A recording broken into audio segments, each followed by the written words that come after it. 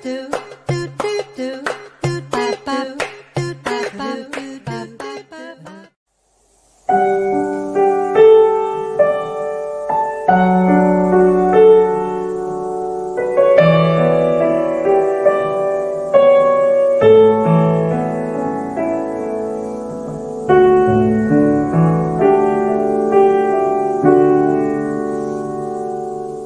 evening, brothers and sisters.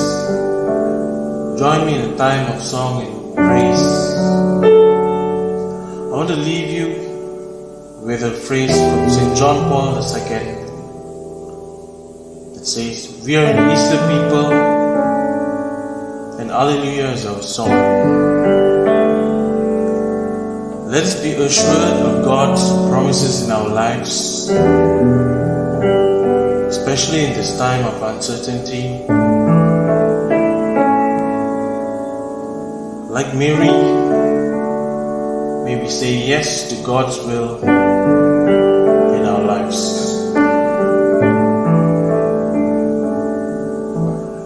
Be it unto me according to your word, according to your promises. I can stand secure, cover upon my heart the truth that sets me free. According to your word, O Lord, be it unto me.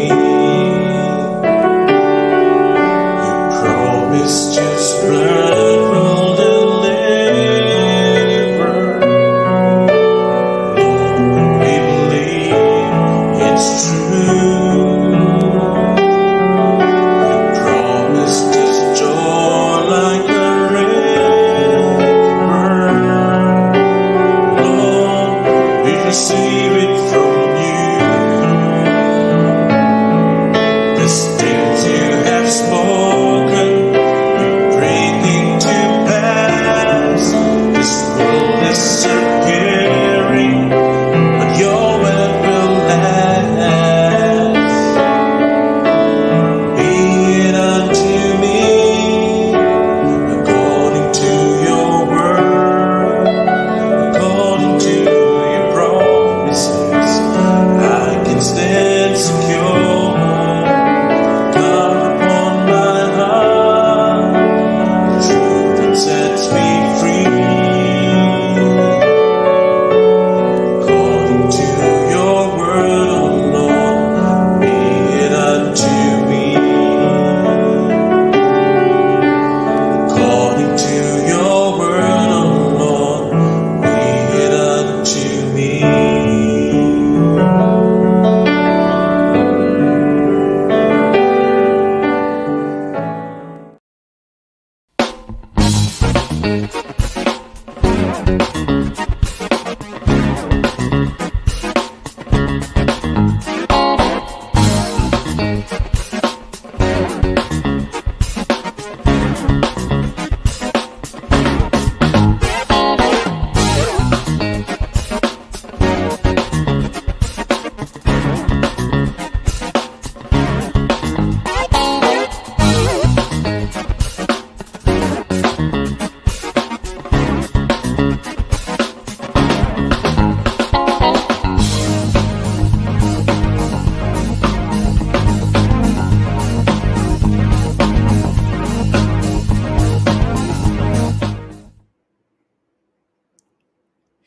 Good morning and welcome to another edition of Catholics at Home. Now, at the beginning of the show this morning, we're paying a little tribute to Kenneth de Cruz, who passed away just a couple of days ago. Kenneth was an outstanding man who touched many lives and also contributed greatly to the communities. And also here at Catholics at Home, he was part of the team through Jamming for Jesus, and we are indeed very grateful for him. We pray that his soul will rest in eternal peace peace in the Almighty's kingdom. Now, on Catholics at Home today, we would also like to congratulate our team member Kachang Kevin and his lovely wife Sue, who welcomed their firstborn baby girl, Gemma Rose. Now, welcome Gemma Rose to our world, and we're sure that you're going to enjoy this journey with your super duper awesome parents, Kevin and Sue. All right, with that out of the way, good morning and welcome to another edition of Catholics at Home. I am Mag, and today we have a very exciting show lined up for you in conjunction with International Women's Day. And I can't wait to introduce our guests, or rather our panel of speakers this morning, okay?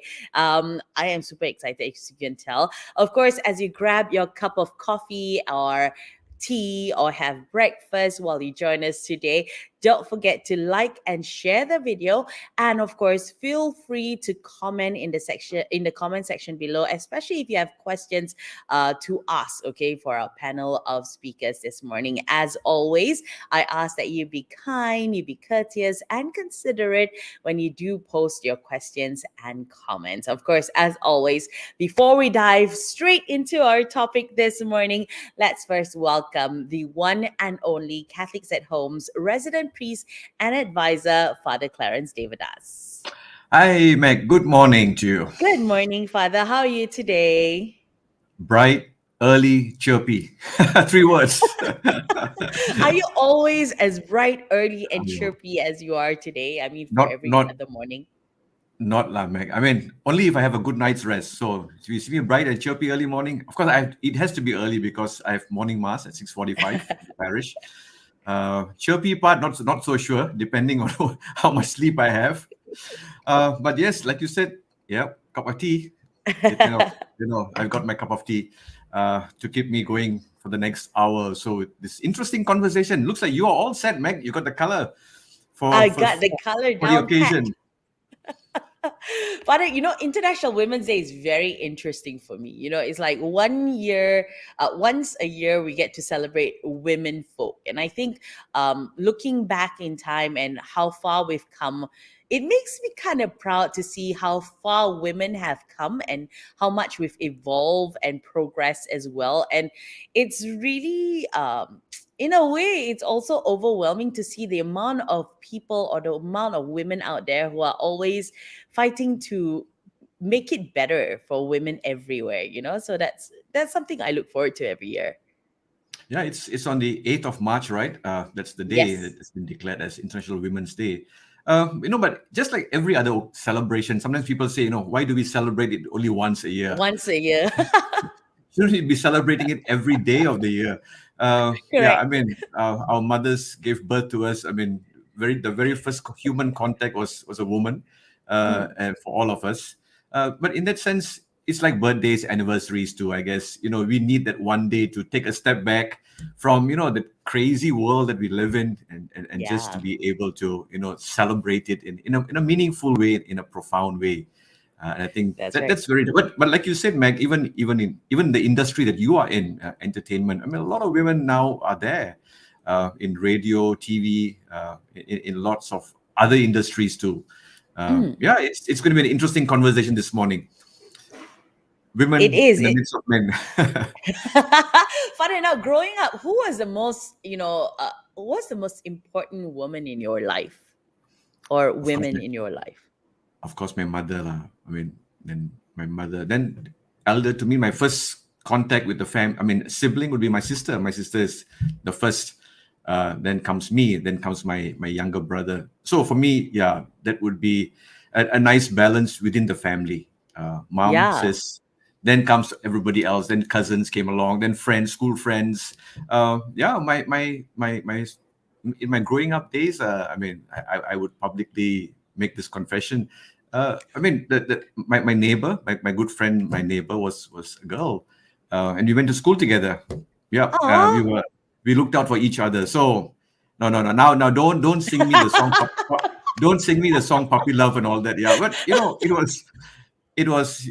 Yeah, I mean, I think we had some interesting influences that have shaped me to be the person that I am. Yeah, and friends today, many friends, women who have really, I think for me as a priest, it brings a balance into my life, not just the friendship part of it, but also how I look at the world.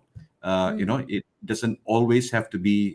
I remember reading this book, and I've said this before. I think it's Men Are From Mars and Women Are From Venus. Is that the book? Yeah. It kind of like opens you to understand that we are wired differently, and how we help one another. And I think it helps me understand that to see things in a different way also. Yeah, I think it's so much to celebrate. So, what's the one most valuable thing that you've ever learned from a woman? I think respect. Yeah, and I think for us that's what. Of course, the family, the siblings, we fought with each other. I've been punished for not being kind to my sister. All these things happen. I remember growing up, but I think genuine respect. I think just for one another. And I think that's something that I've carried. I think something that my parents have instilled in us, the children, whether woman, man, or anyone for that matter. I think respect is something that we all need. Absolutely. All right. So, Father, I think today we've lined up a whole panel of guests who are very interesting, who are experts in their own field. And I think we should bring them on already. What do you think, Father? Yes, let's bring them in. All right, so our guests this morning, they all advocate for diversity, they advocate for inclusivity, gender equality. So without further ado, let's welcome Rozella Marie Mahjhrin, the founder of True Complexion and advocate for diversity, inclusion and mental health. Then we've got Cheryl Mohan, who was born with cerebral palsy and advocate for diversity and inclusion. And Yu Ren Chung, the Deputy Executive Director of Women's Aid Organization, WAO, who leads campaigns and research to improve public policies and change mindsets relating to gender equality. I think this is a brilliant position to have, man, Ren. I cannot imagine the weight of your position, and I hope you're doing the best you can do. Oh yeah, it's definitely a huge responsibility, Task. Huge privilege, and thanks for having me, and of course thinking of WAO to come on to your podcast. Welcome everyone to the show this morning. How are you guys? Good. Happy to be here. Thank you so much for having us. Yeah, good. Good morning to everybody that's listening. I think No, it's Very good. Thank you so much. With International Women's Day just around the corner, I figured, let's pick your brains a little bit. I know it comes once a year, so we might as well do the best we can do. So first and foremost, I just want to know, what does International Women's Day mean to you and why is it important? Let's start from Rozella, then we go to Cheryl, and then we go to Ren. Ken? Okay. I think for me, if we look at the history of women and what we've been through, all the, judgment, the stigma, the, I guess, not having the freedom that we have right now, and just seeing the evolution of how, us as women, have really changed, and we have a voice now. Most places, right? Still in some countries, women's voices are still stifled. So it's really just celebrating how far we've come, but also realizing that there's a lot of work to do still. Yeah. Nice. Cheryl? Yeah, I think for me, the IWD, it's exactly how you and our father have put it, right? It's a day where we celebrate and we remind ourselves who we are as a woman. And for me, I think we need to remember that, we are that strong pillar of support that, families need, society need, workplaces need. And, when I say that support, it doesn't mean that, we are second class or we are, only needed when we need to be there. But if you think about it, as when a child is growing up and the child is trying to walk, the mom would come down to that level of the child so that she can support the child. And so I feel that women need to remember that you are the equal support to the people around you, the families around you. You are that you have that values, that worth, that strength that you have, that to be able to be that pillar of support that the society needs, the community around you that you are at needs. Absolutely. Lovely. Yeah, I think it's a really it's a way for people to come together. And so it's a reminder.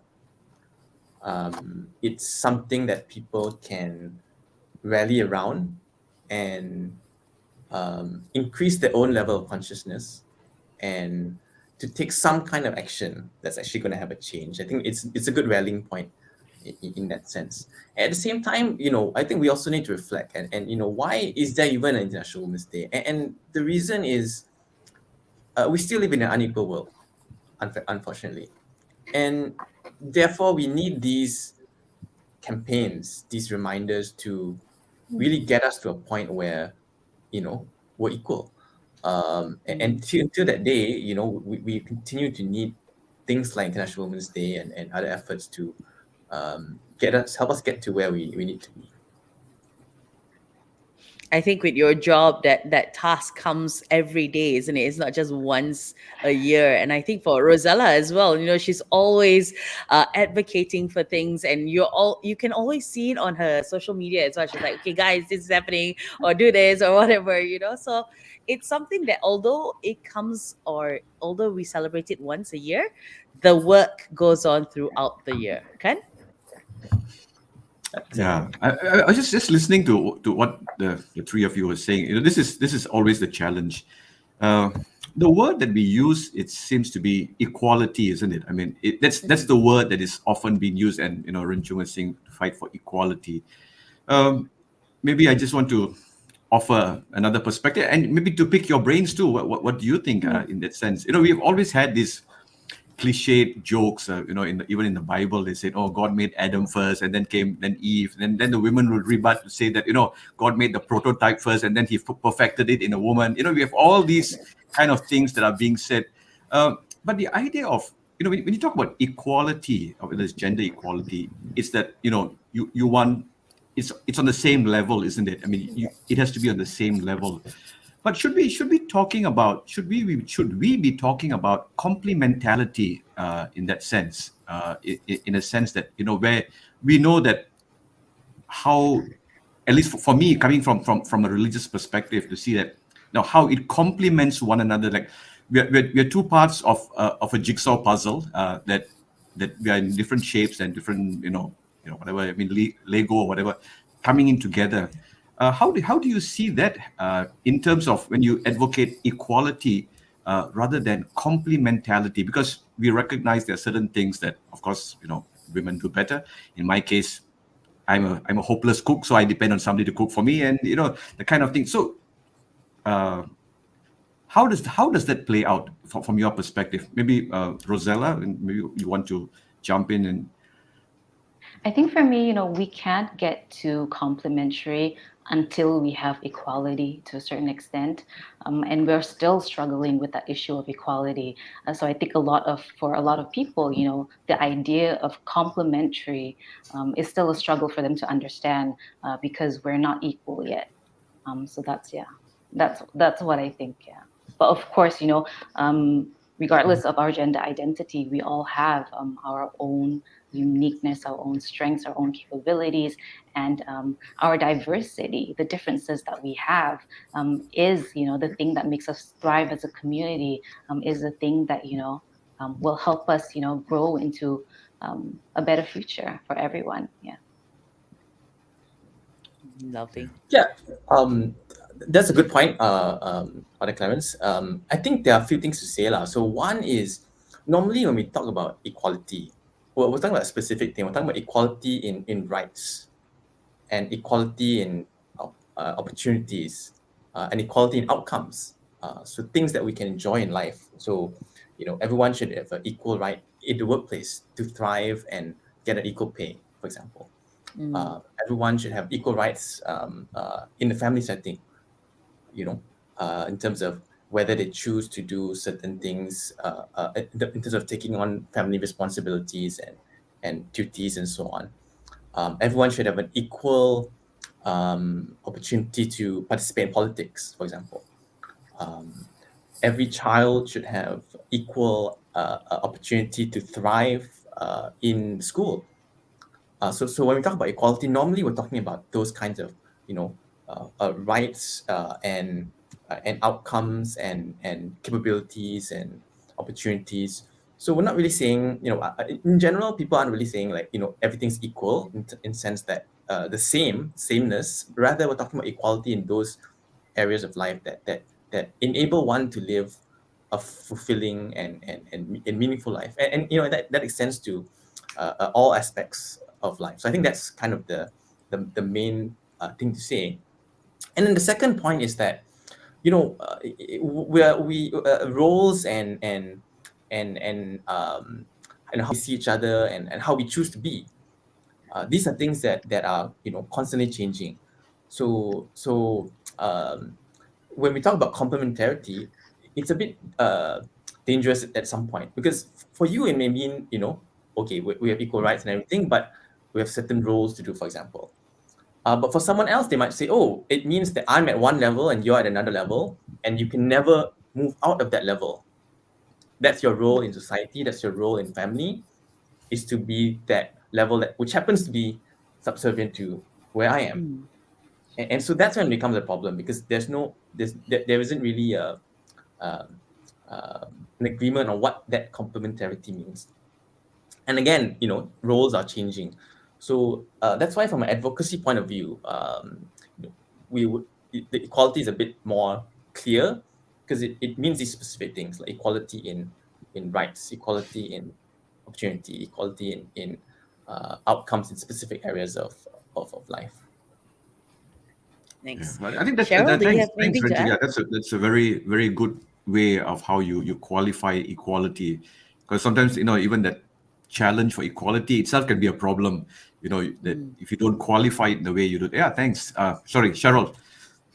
No, I agree with what Rozella and Ren Chung have said, right? I think for me, it's, and that's why I said just now, being that pillar of support, you need to be able to see yourself as having worth, as having that kind of quality to be able to contribute at the same level as well. And yes, our roles can differ, but at the same time, we are able to bring the same thing to the table as well.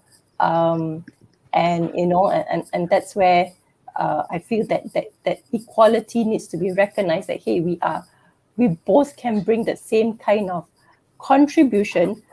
Yes, it could be in different manners, but the same thing to the table as well. I like what Cheryl just said. Okay, we can bring the same thing to the table. We are at that point, we are as good as the other gender. But what Rin actually said was quite interesting, because when do we get valued as an equal? So in terms of like pay gap or positions or anything at all, right? Are we considered an equal to our male counterparts? So that's a very interesting point you guys have pointed out. Meg, here at Okay, Catholics so at home. Meg, here at Catholics at home, we don't pay our hosts, right? So we are equal. So both you and the gentleman that hosts, we don't get paid. And we hope that's our the rewards best kind of equality. We all work for free. Let's hope our rewards are out of this world. Absolutely. All right. So now every year, right, we notice that, the theme has always revolved around encouraging gender equality, encouraging women empowerment. But what does that actually mean? What is gender equality? What are we looking at to achieve?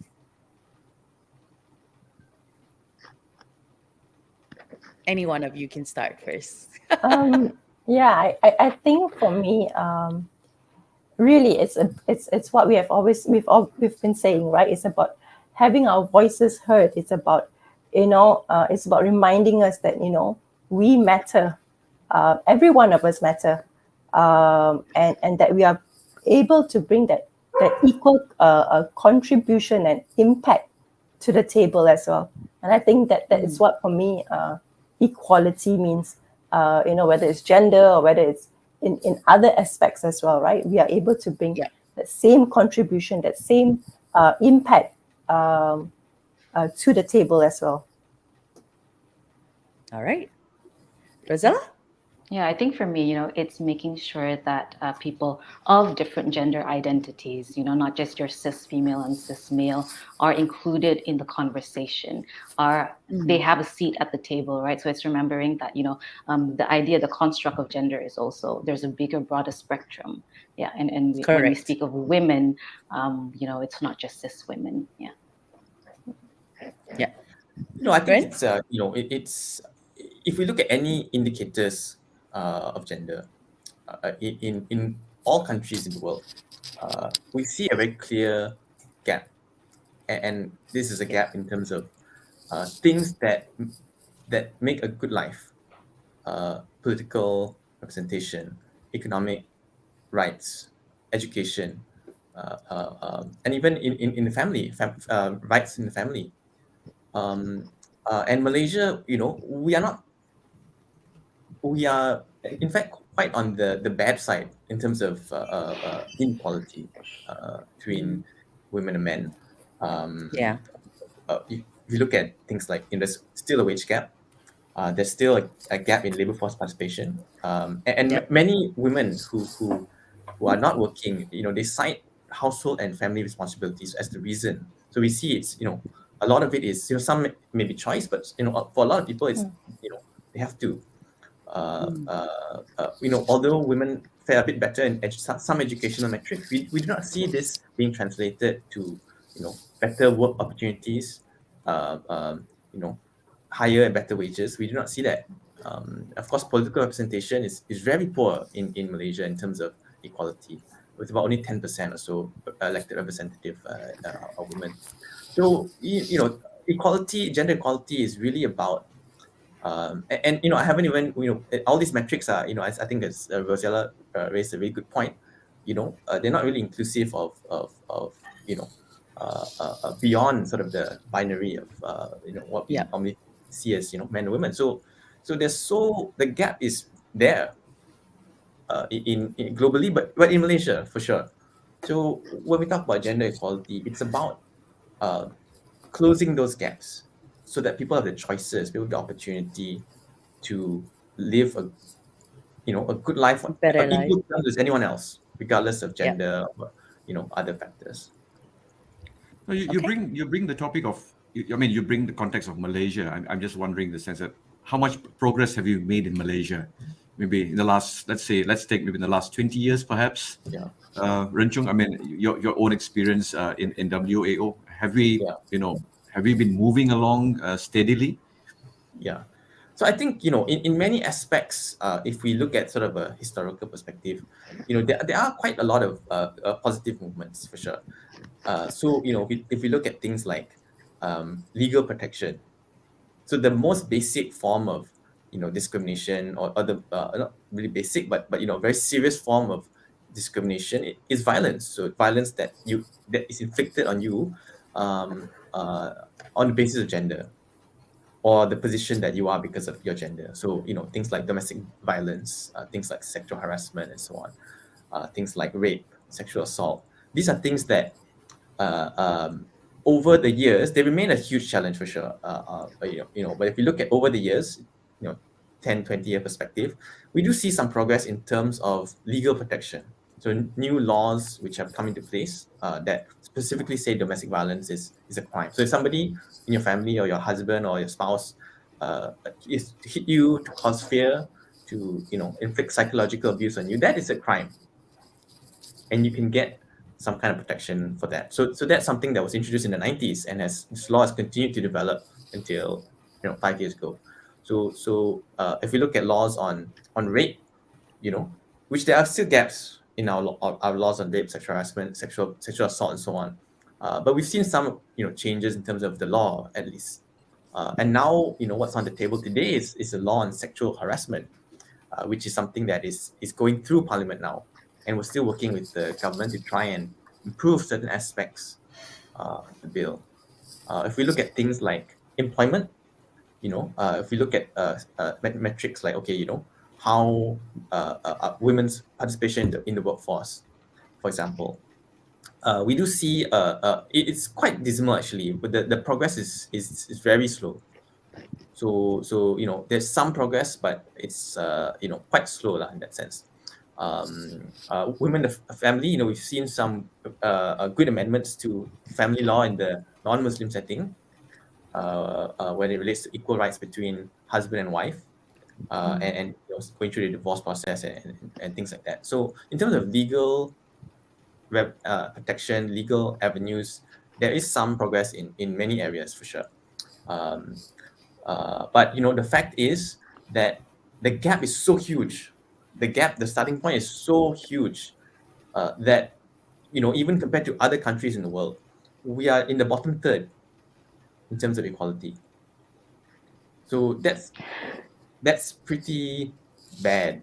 So while we definitely need to acknowledge and it's definitely positive, there's some positives for sure, and that should give us hope and motivation. But the way to equality is still very far. So we definitely can't wipe our hands and say it's done.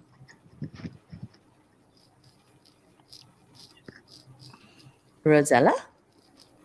Well, I Anything can't you'd like to speak add? much about women specifically, because that's not really my niche. I work more on diversity and inclusion, but Yeah. when I started my platform 7 years ago, no one was really talking about diversity and inclusion in Malaysia. The conversation was really small. Not a lot of brands were jumping in and doing campaigns and making sure that we have representation on screens, on our advertising and marketing campaigns, right? Fast forward now, it's such a common topic. It's such a common theme that a lot of companies are jumping on, and you see a lot of people, new advocates, especially with social media, right, coming up, standing up, and speaking openly about diversity and inclusion. So it's definitely has changed, and I'm so glad that because when I started it, I didn't have a lot of other peers to actually look towards and have that conversation with. But because with the internet, thankfully, we have opportunities to learn and grow from other countries who have progressed way beyond us. And because of that, Malaysia is also stepping in and having that conversation, even though it's uncomfortable, because acknowledging and realizing that it's important. Sometimes the most uncomfortable thing is the thing that we need to address. Correct. I think a lot of things that we need to address are always uncomfortable, and that's why it's left like behind the scenes and nobody wants to talk about it. Cheryl, you're an That's our advocate. culture, right? That we grow up with. Yeah. Also. Being Asian, it makes it even harder to, approach this kind of topics as well. Cheryl, you also advocate for, diversity, inclusivity as well. So, have you seen progress in the past 10 years? Well, I think, yeah, in some ways, definitely, yes. I think there's a lot more conversations around it. I think there's people see the value of having a more diverse community, right? A more inclusive community, because again,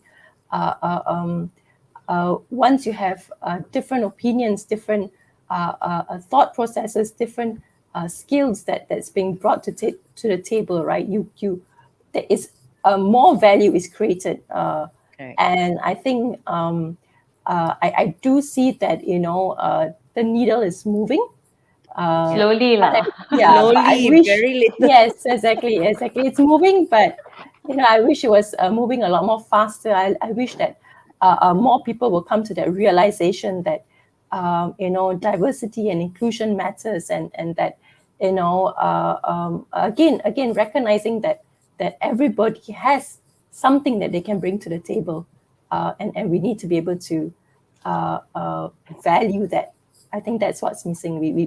We don't value people enough, and especially if you see them that they're not equal with you, or they're not up to par with you, you immediately discard them and say, hey, Maybe not.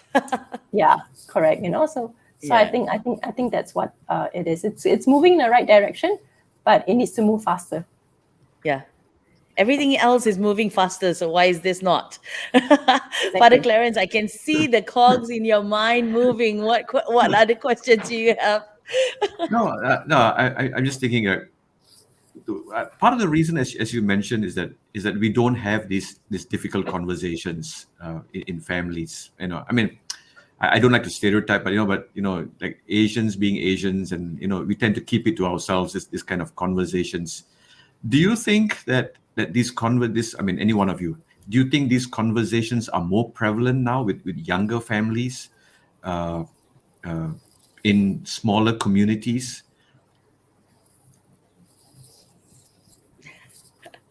Wow, it's a simple question, not a very profound question. Don't worry.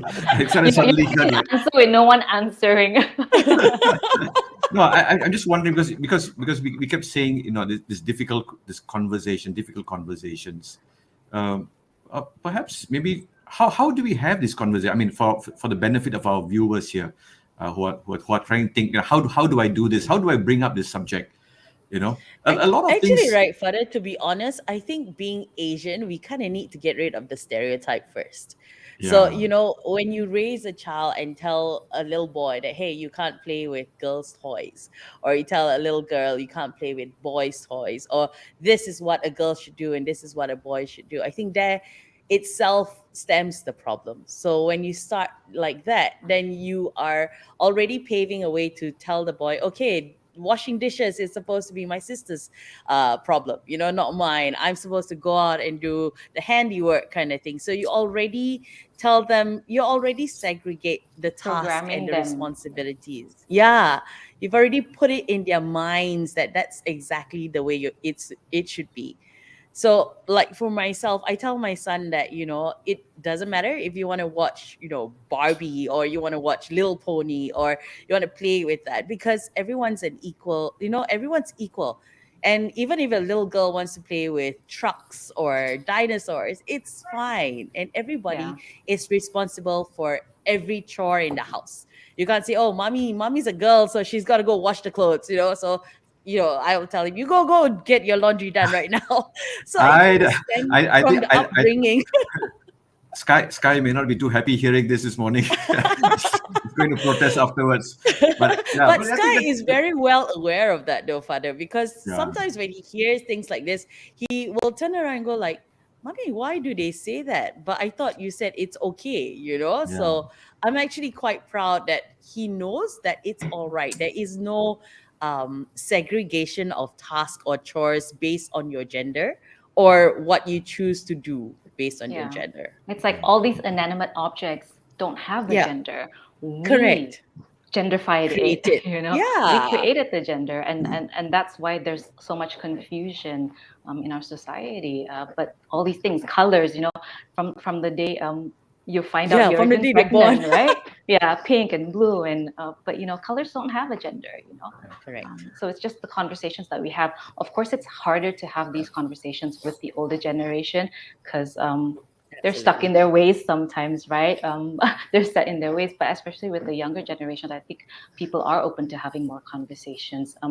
And it's not just with your family. Sometimes, even things like social media, or creating your own community, and just doing things, right? Now, I think, especially with StreamYard, options for you to do little events on Zoom. You just have you have the opportunity to create these conversations in different layers. It's not just within the family. And I think when we have more of these conversations in these different layers, hopefully it just spreads all over. Yeah. I think Meg, you raise a good point, that sometimes it's not about necessarily having a conversation or some kind of sit down, and it's about action. Sometimes, a lot of the time, it's about setting examples. Yeah. It's about being a role model and setting what is the norm.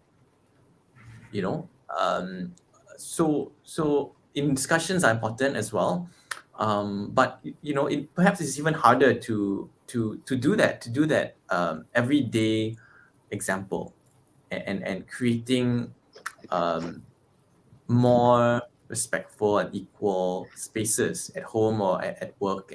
And you know, a lot of this is something that individuals can do, but it's also a societal level thing. You know, how can systems and structures help people live lives in more equal and fair terms? And you know, one of the things that we're working on in WAO, and we have been working on for quite a while actually, is the issue of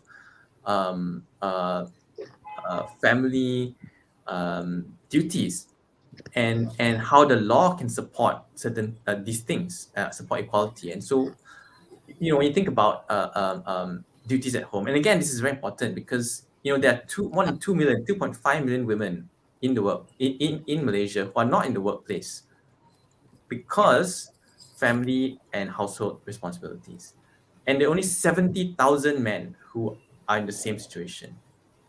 So the magnitude is huge. And again, people can choose, you know, people have different preferences and so on. But the point is we need to ensure that the conditions are equal so that people can make that choice that they want. Yeah. And so one area that, you know, that's very, you know, perhaps the most important area is looking at things like childcare and care for, you know, all the way starting point from babies all the way to, you know, when the kid is already a teenager. And the starting point of course is at childbirth.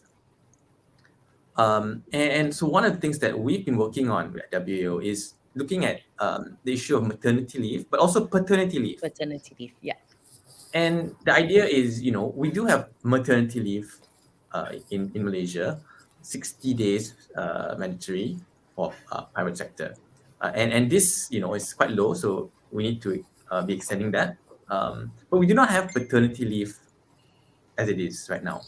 And so we've been working with the government and other and unions and so on to try and introduce some form of paternity leave in the country so that, you know, any father who, you know, has a newborn, they're able to spend a few days with their family and not just, you know, holiday, but to carry out that duty as a father and as a family member. And we're quite happy to see that, you know, the government has included paternity leave in some amendment bill that's coming in Parliament end of the month. But it's only 3 days, the problem is. 3-day paternity leave. So we feel that it's not a lot. You cannot do much in 3 days. Yeah, 3 days is not a lot. And in it's 3 consecutive days. So imagine you give her on a Friday and then that's your weekend already. So you only get 1 day, you know, it's like, there's not much there, you know. So we're saying it should be 7 days at least. And, you know, 7 days is not that long, but at least it's a week. You know, at least it'll be equal to what fathers in the public sector get. And it's in line sort of with what, you know, other countries in the region are giving us. A lot of them give 10 days or 2 weeks. But so what we're saying is 7 days. So, you know, we're hopeful and we're confident that the government can do this, you know, just change that 3 to 7. And we have a petition going on. I'm sorry to plug our petition. We have a petition urging the government to change it to 7 days. And perhaps I can share that petition in the Facebook and YouTube link. And so I would urge anyone viewing today to please help sign our petition urging the government to introduce a 7-day paternity leave. And we're confident that the minister can do this, and we're hopeful to see that when the bill is tabled later this month. Meg, I think Kevin will be the first one to sign up. But Father, I think a lot of people don't realize how important it is to have paternity leave, because I remember when I gave birth, my husband couldn't even get a single day off, and they were like, "Oh, it's your wife who gave birth. You still need to come to work." But they don't realize that the responsibility should be shared across, you know, both mother and father. And because the wife is recuperating or recovering at that point, the father's role is very important. So back to what Rozella said earlier, you know, the older generation have their own ways and they don't see the bigger picture of things. For them, it's like, oh, back in the days, my wife gave birth, she did everything by herself, you know, the bidan was there, blah, blah, blah. But then, you know, we have moved, we have progressed. Not many people actually have someone else there with them to help. But the best person to help the recovering mother is normally the husband, you know? Yeah. No, I mean, just talking about diversity, I'm just going to throw in a little bit of something different. Isn't respecting diversity something that cuts across, every aspect of life? And more so here in Malaysia. I mean, we are so diverse. I'm not, though we are celebrating International Women's Day, but respecting diversity of cultures, respecting diversity of views, opinions, irrespective of who you are, is something that very much is needed here in Malaysia in this time, isn't it? More than anything else. I mean, it kind of struck me as you were saying, that's the very essence of living together. Living as a community, not just as men and women, but as a human society, as humanity. We need to learn how to respect diversity. Yeah, I mean, I may not subscribe to what you think. I can agree to disagree, but it doesn't mean that I have to be disrespectful of what you think, isn't it? Yeah. I think we're far from that, though, Father. A lot of people find Yeah. it very difficult to agree to disagree. It's like, oh, I don't believe in what you're saying. I will not be your friend anymore. Yeah, I mean, that's what sometimes that's my challenge. I mean, I can be in a meeting and disagree with someone, and sometimes people think that because I disagree with you, I will not talk to you outside the meeting. I Yeah. mean, I can disagree with you on a point, but it doesn't mean I can't have coffee with you after the meeting. I mean, Correct. that's over and done. Yeah. Yeah. Very true. All right. So moving on, gender equality aside, now being a woman, being different, okay, it all piles up more issues for women as well. For example, Rozella, you were born with a huge birthmark on your face, and you were bullied, and you suffered from insecurities for most of your life. Then Cheryl, you were born with cerebral palsy, which causes spastic and motor dysfunction. That also contributed to a lot of challenges for you as well. So maybe tell us about your journey. How and when did you learn to overcome this? Oh, Cheryl, you want to go first? It's like such a heavy question. Yeah, sure, I would. Yeah, so when did I overcome it? I think I'm still learning. I think the process of overcoming struggles is a continuous process. It's not something that there's like a time that I say, okay, I've overcome this and that's it. There's no more struggles. I think overcoming struggles is always it's a lifelong process, right? So yeah, a bit hard for me to say when, but I think it's something that I'm learning and unlearning and relearning every single day. But on a personal level, I think for me, as a person with disability and as a woman, I think the two biggest struggle I have is one is my safety, and another, of course, is accessibility. And let me paint you just give you an example. Something that just happened very recently. I think over the Chinese New Year holidays, I was just thinking about, at my age, I'm close to 40. My parents are aging. There will come a time where I will need to be able to be on my own. So I'm not married. I'm single. And my sisters and all that, and my siblings, they all have their own life, right? So there will come a point where, I will have to be staying alone, right? So I was thinking about it, and I was looking at the area that the current house that I'm staying at, and I realized that this house, if I'm staying alone, would not be suitable for me. So then that thought process came in to say, okay, perhaps I need to start looking for a property that I can buy, right? And then, so what kind of property would be suitable for me, right? So I had to pick a place that would be, of course, in a safe and a neighborhood. And the next thing I had to look at was to look at a property that the house would be accessible, friendly for me, meaning to say that, the plug points are at a level that I can reach, or the doorways are wide enough, etc. Right? And then I have to look and see, okay, if I'm going to stay alone, I need to be able to come out of the house to go to shops Get transportation. and clinics and groceries and the hairdressers, so I need to look at all of that, right? And so it was interesting that, so I texted this friend of mine and say, hey, she's a property agent, and I said, hey, is there any property that around KL that would fit this criteria that I have, right?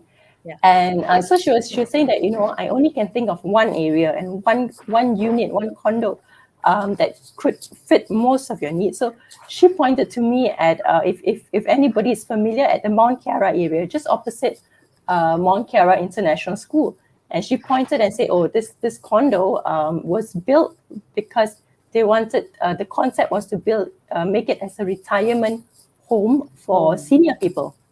Okay. So I went to see the unit. And true enough, I was very happy that, for once, the plug point was at my reach.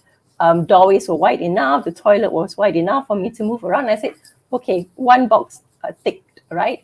And then the community area, okay, safe enough. That's ticked. So then I thought, okay, the next challenge would be for me to go on my wheelchair from my condo, go down to the area where Kiara 163 is at, One Mount Kiara is at, because that's where I will probably be doing my groceries, going to the clinic, everything, right? And when I use my wheelchair to try to go there, I encountered trees, I encountered motorbikes, I encountered, a platform that's not smooth enough for me to move. While I managed to find a condo that's workable for me, I still wasn't able to purchase it because my basic necessities was not met. So I think for me, that's the struggle, right? And then when I asked her, I said, so where else? I'm sure, Malaysia is so big. Isn't there one area that I could get? Yeah. And unfortunately, a lot of times, if one thing isn't met, the other thing is not met. And most of the time, I think that for me is my biggest struggle. As a woman, I need to be able to fight to see, my safety, whether I can get a job or just different things. And in addition to my disability, I'm also faced with another a range of challenges. So I guess that is that's the reality of things in Malaysia, unfortunately. Wow. So we're just talking to one person. Can you imagine the many other people, who have the same disability and having the same problem, not being able to move around freely or look for convenience at any of the places they want to go and shop for necessities. So these are things that we take for granted, isn't it? Exactly, and that's that's these basic things are actually the rights that I have. Yeah. But I'm not enjoying it. Everyone has the rights to pick a unit. Whether they want it in Subang Jaya or in PJ or in KL, you have a whole range of places to pick from. I unfortunately don't have that rights. My privilege has been taken away from me. So correct. Yeah. Wow. Okay. So there is still a continuous struggle for you until today, and probably for many more years to come, isn't it? Yeah. So even so my sister stays in Australia, right? So we were even thinking about perhaps the resort would be for me to actually move to Australia. But why do I need to migrate? Why can't this community that I'm at, meet my needs, right? Because this is where I'm born. This is where I'm staying. This is where I'm living. Home. Exactly, right? Why should I move to another country just to get my basic necessities met? Doesn't make sense. Rozella? Oh, I think for me, when you get told since the beginning of time that you're not good enough, that, especially for women, right? There's so much emphasis on the way that we look, and it's so tightly linked to our worth in society, right? And when you get told over and over again that you're not good enough, you don't fit in, as a young girl, when you're growing up, you can't help but tend to believe it because everyone's telling you the same thing. So I struggled with my insecurities forever, with depression, anxiety, the whole lot. And I think for me, I had to hit rock bottom before I realized that, okay, I don't do something to change. And for me, rock bottom was actually like drinking most of the time because I had all this pain and I didn't know what else to do with it. So I numbed it, with alcohol, right? So everyone has their own version, their own drug, numbing drug, and mine was alcohol. And I used to party all the time, and it got to a really bad point that on the day after my 27th birthday, I actually ended up in the clinic because I had alcohol poisoning. Oh, wow.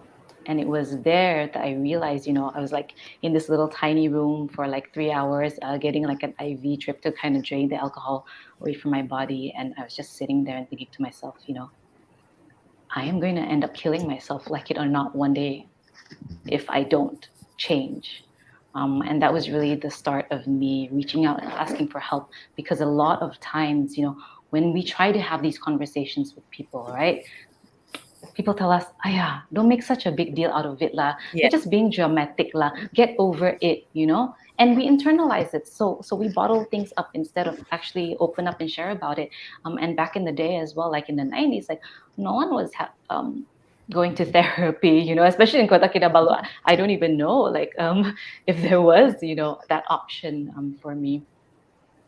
So it was really like hitting rock bottom and realizing that I really need to get help, and having the courage to ask for help is another thing.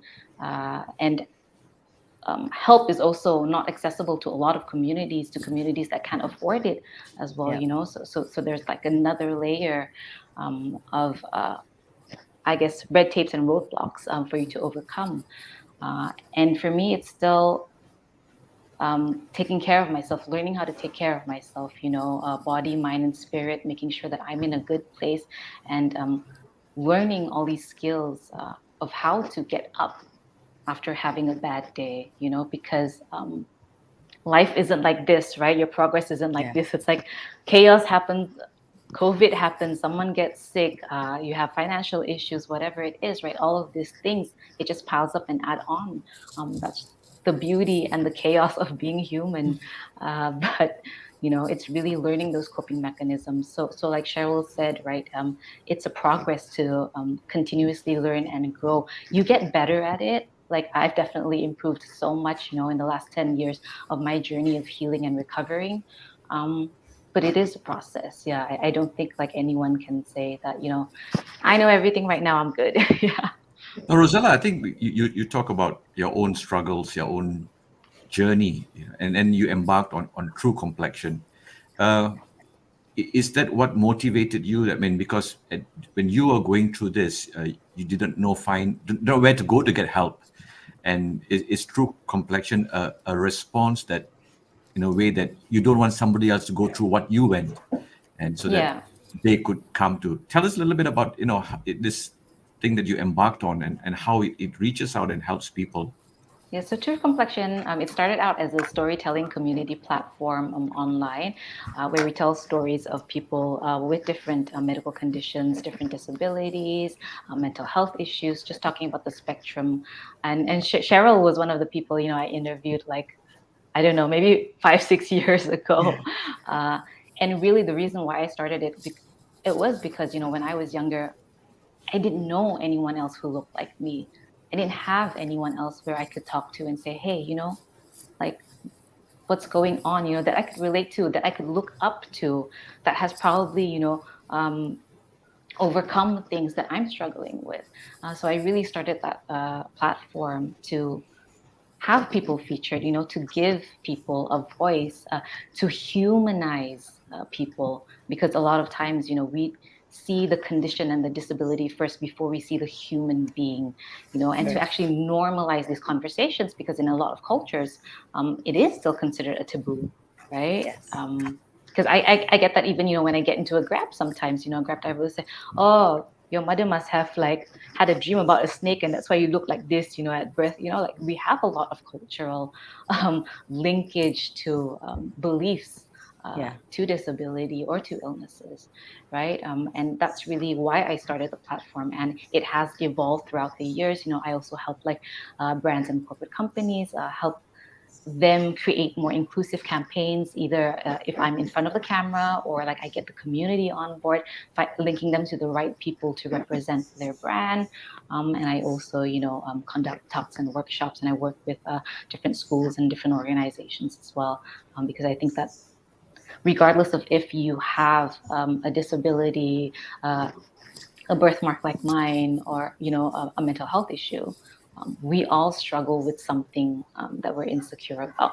We all at one point were told that we're not good enough, that we're undeserving of love and good things. So it's a conversation that all of us have to talk about to make sure that we're continuously evolving and growing personally as a human being and as a society as a whole. I love how True Complexion has grown so much. I remember speaking to you about it a long, long time ago, and where how far you've come with this, and how many people you've helped with it as well. So well done, Rozella. I mean, Thank it's you. such a great initiative. Ren, you are part of WAO, and you're in charge of campaigns and research to improve public policies and changing the mindsets on gender equality. Wow. How do you do this? I mean, tell us more about your role and why, to you personally, advocating for gender equality is important. So, not about the job so much, but Yeah, about yourself. Why do sure. you do this? Why do you get up in the morning and say, yes, this is what I want to do? Because of what? Yeah. I mean, first of all, like the role, I think really it's what I've learned is it's about it's a whole ecosystem that is needed for to create some kind of change or to create some kind of impact. Sometimes I think sort of the popular um, uh, uh, vision of what people think an activist is, is Mm, someone out there, someone, well, what I've learned is really about there's so many players in and so many stakeholders and that are involved. The NGO has a role. Um, Civil servants have a huge role. Politicians, of course, the most important is someone affected by a particular issue. So, survivor of violence or someone who's been discriminated. yeah. Uh, Journalists, unions. So, I mean, really, it's the role of someone in NGO or sort of a activist or advocate. Is really how do you bring all the pieces together? How do you ensure that there is some evidence, research, data, information, stories that can lead you and guide you and justify you to a certain direction? And how do you bring all those other stakeholders together to improve what you're trying to do, but also to do those to get where you want to be? There has to be someone in the government who's writing some law. There has to be some politician or minister who's accepts and takes it to change that law. There has to be, if you're trying to change a law, if you're trying to change mindsets, it's you don't change your mind by listening to or seeing one post or seeing one talk, which helps, but it's a huge endeavor that requires concerted efforts in terms of campaigning, messaging, um, uh, uh, uh, structures, and so on. So really, that's my I guess one of my that's sort of our role, really. How do you bring all the pieces together? Yeah, I mean, why do I do this? Honestly, a lot of it has to do with the people I was inspired by. I wanted to be. I I really sort of what made me want to work in sort of human rights and sort of the NGO world was uh, watching sort of the birthday movement, really, and how that just like the high-handed response that was meted out against just Malaysians and people, and that was totally wrong. So imagine watching human beings being sprayed by water cannons, and yeah, I mean, it's just like so that kind of made me sort of research and study more into the Inspired field in you. the country. Yeah, and then you see people like Zainal Anwar and Irene Fernandez.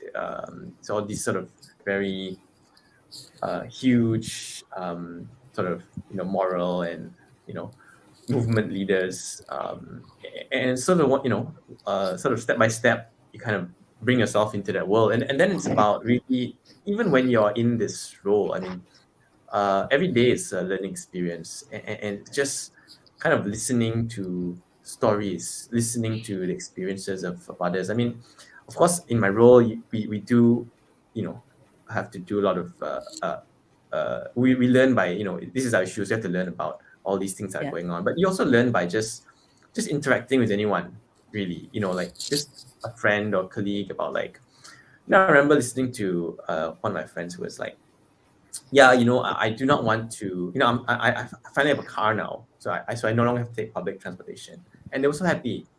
And the reason was, that person felt that when she went on the LRT or bus or whatever, people would really, the people would harass her, basically, like stare at her. You don't feel safe.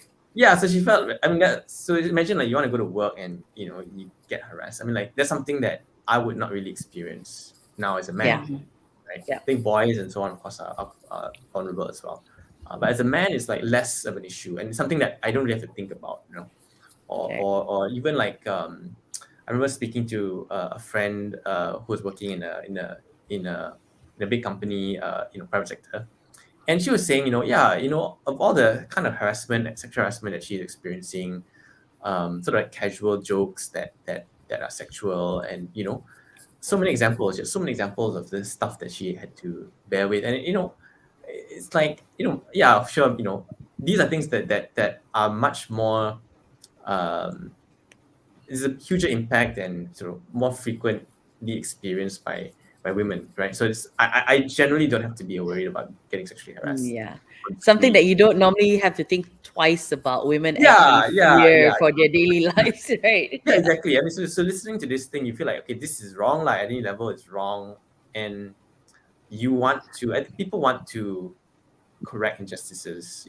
People want to change that. So if you know that's the case, then there's something you have to do, lah. And I think when it comes to gender, like the role of like men is quite important, lah. Because number one, we shouldn't be abusers and harassers, and number two is we are benefiting from this privilege of not being harassed and discriminated as much, just because we are born this way, so in a sense, it's not really a fair privilege to have, lah. So doing something to change that is, in that sense, it's a duty, and it's the right thing to do, lah. Lovely. Okay. Meg, I'm gonna ask you, Meg. I mean, you're a parent, all right? Yes. When we talk about children, when something goes wrong, very often, sometimes people say, it must be the upbringing. If someone who is an adult who is, say, who's rude, or who is, it's the upbringing. But one thing I realized that, and I'm sure this is the experience of many of us, children embrace diversity a lot easier than adults. I mean, maybe today is different. Like maybe I don't want to sound very old, but when you played in the padang, everybody is equal. Everybody is, you don't see any. Today you fight, tomorrow you're friends again. It kind of a, But what happens? I mean, Meg, from your own experience, what happens along the way? How is it that suddenly we begin to see the differences? Whether it's color, or whether it's your physical features, or whether it's your political opinion. I mean, whatever it may be. What happens? Where does it change? When is it? I mean, even in the Bible, we say, Jesus says, you have to be childlike, in some ways, to enter the kingdom of God, and the whole idea is about those that a child that does not see differences, but it just Correct. sees somebody as a friend. I mean, what has your experience been, Meg, growing up?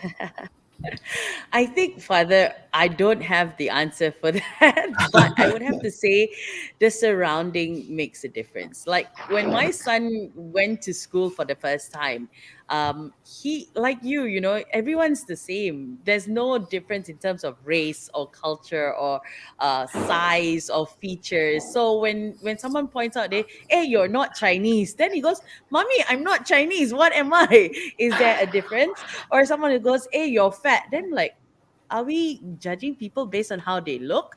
You know, so it's when they go out into the world, especially if, like for us, because we tell him that he's the same like everybody else. So when he goes out and he's exposed to things like this, then it opens his mind and he goes, okay, but why does that make a difference? Why does how I look make a difference? Why does what my race make a difference? You know, so as we grow up and the people we hang around with, and sometimes unfortunately it happens in your own family as well, you know, so then that kind of opens up your thought process and you change the way you look at things as it is, you know. So you're not like everybody's the same. Now you know that person is different, or I'm different, or that person, hey, that person doesn't look like me. So should I treat that person the same way or should I treat him better? Because my son, he doesn't see that, but sometimes he tends to be like a hero because we teach him everyone's equal, right? So when he sees someone in trouble because they're different, like he had a friend who is autistic and the boy's a little slower than him, you know, and he caught a few friends bullying the boy, and he went to them, he's like, you shouldn't do this, you know, everybody's the same. And then he became friends with that boy and he was always with the boy, you know. So the other boys couldn't understand why he did what he did, you know. So it goes back to upbringing. But Father, I would have to say, if that person is an adult like 27 years old and then you say, oh, this person was brought up this way, so blame the parents, that one I totally don't agree with, No, Father. Because Exactly. when so I you're think, an yeah. adult, So I you think have free will. that's I think that's the whole thing. When we say the tough conversations, it's those Yeah, informal conversations that you have with your child that's going to make a lasting impression, isn't it? I mean, I'm not saying you yeah, call him, hey, come sit down. I want to give you a whole discourse on diversity, but it is relating to what one sees. And I mean, for you, your son correct. is open enough to come back to you and have this conversation. And I think that's I'm what grateful, parents Father, for that. and that's what parents need to also remember, that you must have that channel open for them to come back to you and to process this Correct. information Yeah. with Yeah, them, and that's something that yeah, perhaps in the other earlier generation that we did not have. Yeah, So if I could just add a little bit into it, and I think Cheryl's, Cheryl has experienced this as well. You know, even sometimes when I'm in an elevator or something, and then you know, children are curious. They ask questions yes, not because they have any ill feelings or they're malice, and correct. they're just curious, right? And sometimes the kid will say like, "Hey, mommy, like, why is her face so red?" Or the kid will ask me, what happened to your face, you know? And the mother will be the one like, shh, don't like Yeah, try to hush exactly. the child, pull the child away, or even say like, oh, it's sunburn, or you know, like just covering it, Yeah, instead of actually letting the child engage in the conversation and learning. You're pulling that child away. And I mean, I've even had like parents pulling their child away from me in at like a park or something, because you know, they're like scared that something that what I have is contagious and their kid will yeah, get it as well. So it really is, you know, parents have such a huge role. Because I remember when I was a kid, you know, I realized I was different when I was 5. When I first went to school, you know, when I got into a school bus and there were kids talking about me and asking like, oh, what's wrong with the face, yeah, huh? So it's like, you know, as much as we learn it from the outside, if our home doesn't have that support system like yours does, Mag, you know, that's how we embed it, you know, we embody it and we bring it into our adulthood and we don't change. And I'm sure, you know, Cheryl has tons of stories as well to No, I tell mean, this when it is comes to this. yeah. I think what you say is, I mean, I'm just going to relate it. It's not something new. I mean, if I look at the yeah, Bible, in John's Gospel, chapter 9, if I'm correct, sorry, I don't have a superpower memory, but it's that man born blind that is brought to Jesus, and the first question that the people ask is that, Now, whose sin is this man born blind? Is this the Yeah. sin of his parents? Is it, it's almost like this happens because of something, and Yeah. and I think at the end Jesus says everything ends in the glory of God. So diversity is God's glory manifested in different ways, and Absolutely. I think that's what we need to learn how to celebrate. Yeah. So as you said that, I mean, saying it's not something that happened overnight, but it's been there. Yeah. We're programmed. Yeah, Yes. We're since time conditioned. immemorial. Yeah. Correct. Yeah. But having said that, I want to ask Rozella. So you brought that up, right, in the lift. So what should we do as parents? Like for me, I would also hush my child and say, okay, that's very rude to ask. So normally what I would do is when we get out, I'll explain to him, maybe this could be this or that could be that, but it's very rude to ask a person like that. But in this situation, would it be better to ask? I mean, generally, I think a lot of people who have like a physical differences, right? They get asked these questions a lot. They get stopped and make comments a lot. So a lot of people are actually like tired of getting asked, right? So they prefer people to not ask. But if I think it's a child, then we understand that it's not coming from a place of it's coming from a place of curiosity. Yeah. And innocence, Um, definitely. yeah, and innocence, right? So in that place, like I think as a parent, just maybe apologizing to the person and saying like, hey, I'm so sorry, but like that this happened. And if that person is open to having a conversation, and say like, no, this is, I have a birthmark, this is like this, then yeah, it's okay. But I think different people We react differently. correct. Yeah. So it's very personal depending on your Correct. experience with it, right? So I don't know. I think Cheryl can add to that. Like, Yeah, I think I'll just very quickly just share one experience that I had. So I remember that I was in Mid Valley, and I sometimes, instead of using a wheelchair, I also use a walking frame to move around. And so when I was in Mid Valley, this child was actually very curious, and say, "Oh, what is this thing?" And when the child asked the mom, immediately the mom hushed the child. Right? It was a very. I think that the mom was trying to be very polite to make sure that the child wasn't rude or anything, or just very, right? And so I saw that, right, and I understood the mom wasn't pulling the child away because she was what. But I think she was trying to make sure that the child wasn't Not offensive, offended, or yeah. Right. So I approached and I say, actually, this my legs are weak, and this helps me to walk. And then I say, would you want to help me go to the lift?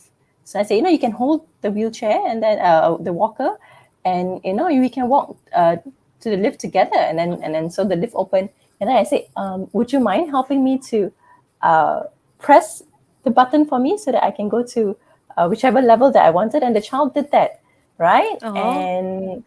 And immediately after that, I think that was a few minutes of education for the child there, right? To say that, hey, this person is different, and I have, even though I'm a child, I have that capability to help another person, right? And there are also then some parents that they are a bit more open, and they would then explain to the child openly and then say, hey, auntie is not strong, she needs something to help her to walk, would you want to help her? And then I would respond and say, yes, please come and help me, right? So I think that it's education in itself. You don't need a classroom to teach you, what Absolutely. that few minutes. It's a lifetime experience for him, a lifetime education for him, and that teaches him a lot already. That's lovely. That's a nice story, Cheryl. Thanks for sharing. I guess, a lot of times people are just afraid to offend others. So, Yes, definitely. like you made it open and you made it welcoming for that child to know that, yeah, you can ask and I'll explain it to you, kind of thing, which is nice. It's a two-way thing. So speaking about children, right? They're innocent and sometimes they're just curious, but there are some children who are also struggling to find themselves, right? Struggling to accept and understand others who are different from them. What would your advice be? Cheryl? I don't know. I'm not sure who you're directing the question to. Any one of you? Yeah, I think I think for me, it depends, right? I mean, if you're talking as a young child, I think you first need to let the child know, hey,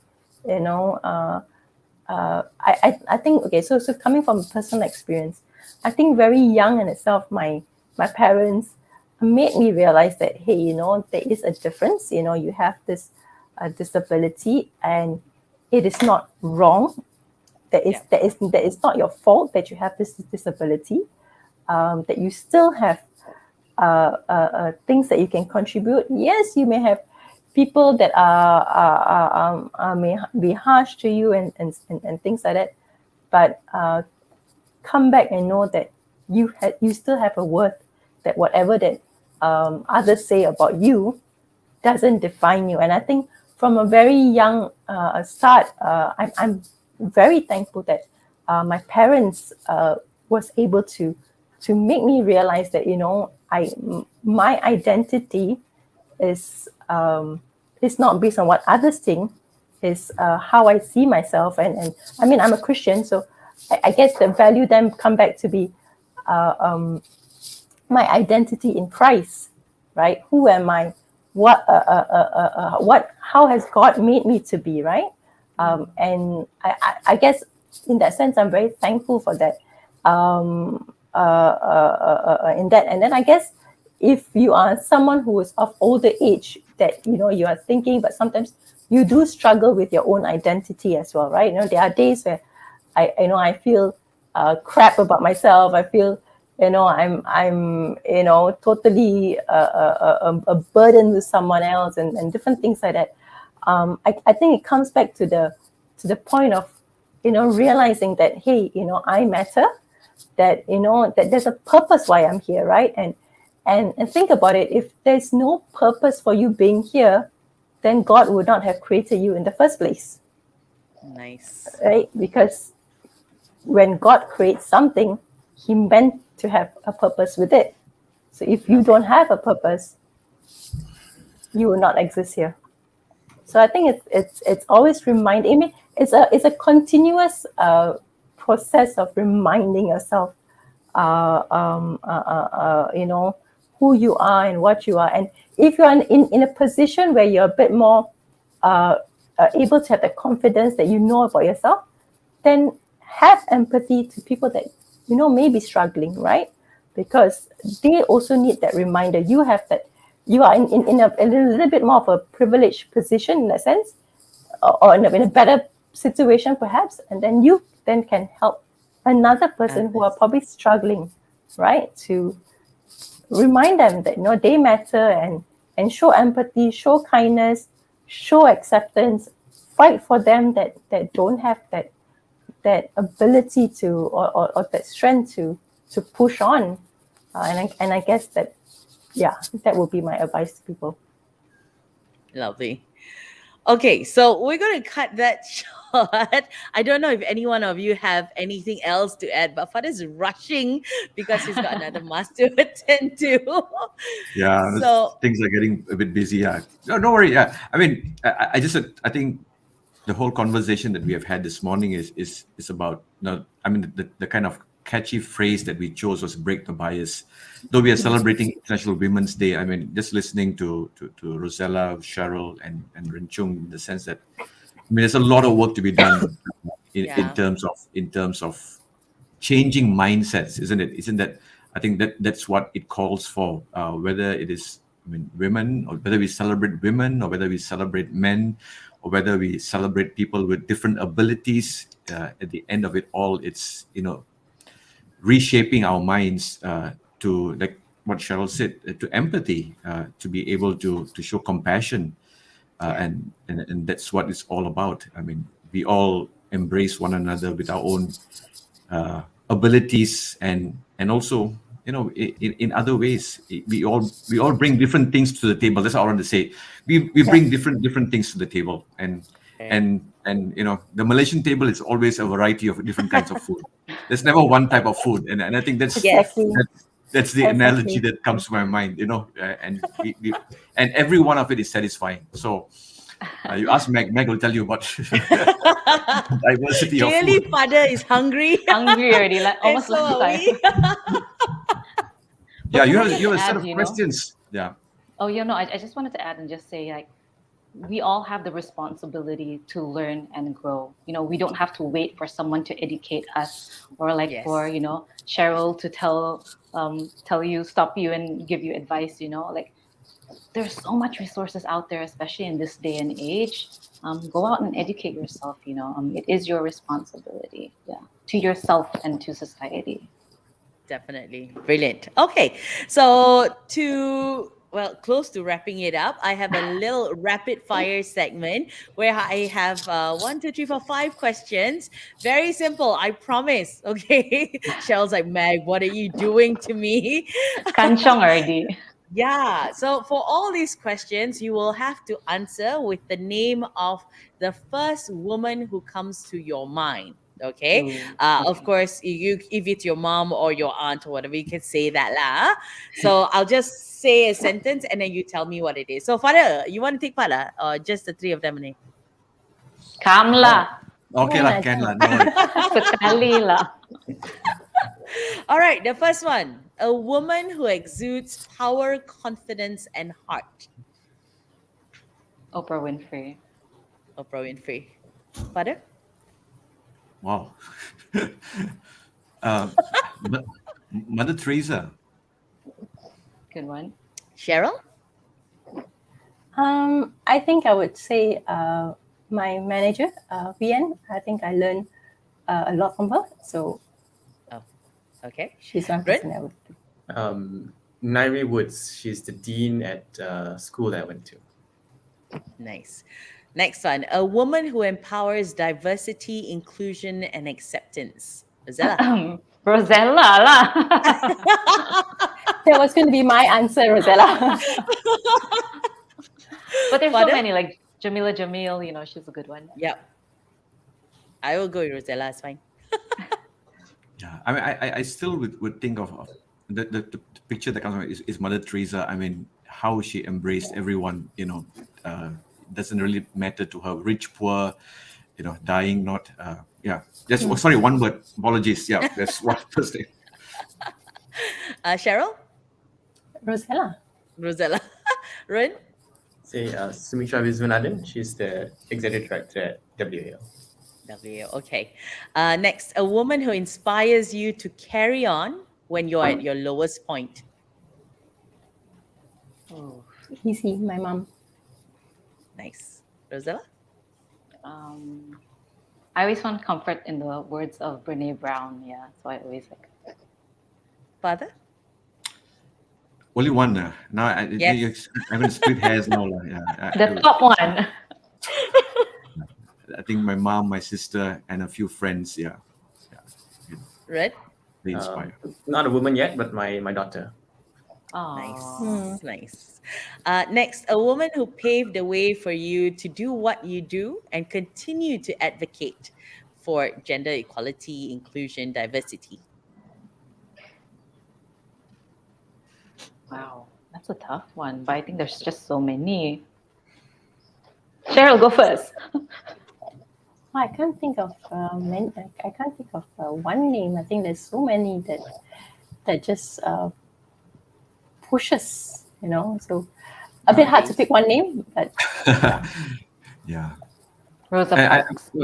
think for me is the one that led me, my mom, who brought me to the world and let me be who I want today, the priest that I am today. Love that. Same my mom as well. Just everything she did for me growing up.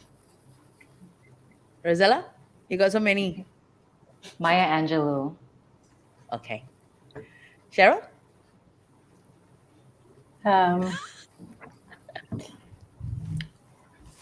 Yeah, You should it's too hard to have pick. given us these questions much earlier, Mac. Simple question, very mind-boggling question. I mean, anyway, one more. Yeah, One that's more to true. go. Move on. Cheryl- Next question. Okay. Okay. The first woman you think of when you think of International Women's Day. Let's start with Ren first this time. Can you say it again? What was the first woman you think of when on International Women's Day?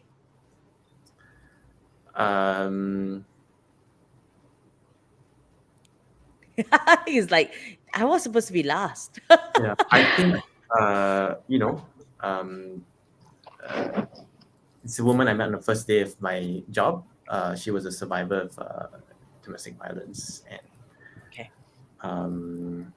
that story continues to push me Inspire on. you. Yeah. Love it. Cheryl? Yeah, I was going to say one of my colleagues as well. So she was a person with disability that I hired who tried many times to get a job. 12 companies. Wow. You know, she was a similar experience. Needing a place where it's safe for her, it's convenient for her to, and someone that appreciates her. So Nice. Father? I can't give a name, but maybe I'll group them together. The women in my family, my immediate family, my mom, sis, my nieces, and a group of friends who inspire me to do what I do today.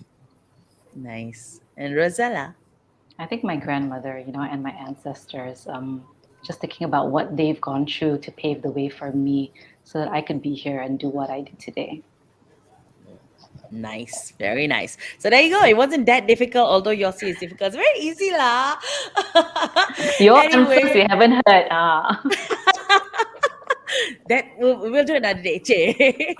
Now we've come to the end of the show already this afternoon. Now I want to thank, on behalf of all of us from Catholics at Home, I thank Ren Chung, Cheryl, and Rozella for joining us this afternoon, rather from morning to afternoon. Thank you so much for all your insightful points, insightful advice as well, and sharing your personal experience, because it's very valuable. I think value is something that we brought up a lot in terms of respecting each other and respecting the value that everyone brings to the table as well. So once again, thank you so much for joining us this afternoon. Before we leave, Father, any last words? No, just to wish all women happy International Women's Day. To those who are here on our show, to our viewers, to everyone. Take a day to celebrate the gift of life, in the realities of today. And I think that's something that we all need to celebrate. Every day is God's gift. Every day is a day to appreciate the relationships that we have. Though 8th of March, we will appreciate the women in our lives. But I think it's also a reminder to appreciate and celebrate the relationships that we have with one another. Yep. All right. So there we shall end the show this afternoon. And as every week, we will ask Father to end it with a prayer. Sure. Come. In the name of the Father, Son, and the Holy Spirit. Amen. Dear Lord, we thank you for this opportunity to have this conversation. Difficult as it may be to some, we pray that this conversation would inspire us to be able to open our minds to break the different biases that are pre-existing in our societies and even in our minds, to be able to be open to embrace the diversity that you provide, which is truly a gift from you. Bless our guests, our viewers this morning, wherever we are. Keep us safe, and we ask you to bless each one of us in the work that we do. We pray all this in Jesus' name. Amen. Amen. First and Holy Spirit, amen. So thank you so much for joining us on Catholics at Home this beautiful Saturday. We're going to wish each and every one of you a wonderful weekend, and to all you super women out there, happy International Women's Day. And let's work towards a safer place for everyone, regardless of your gender, your disability, or anything at all. Let's make this world a better place for everyone, especially our children to come. Till we see you again next week with a new topic, with a different topic. You have a fantastic weekend. God bless. Stay safe. Bye bye